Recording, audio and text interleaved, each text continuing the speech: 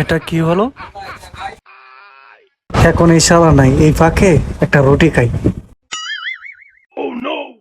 পেটে প্রচুর খিদা লাগছে আজকে। শালা কাজটা করলো কি, যেভাবে উচিত শিক্ষা দিতে হবে। শালা প্রত্যেকদিন আমার তাই খায়, আজকে একটা উচিত শিক্ষা দিব তারে।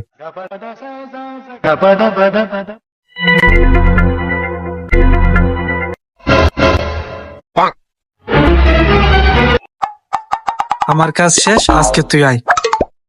খাবি? हाँ दे। খা।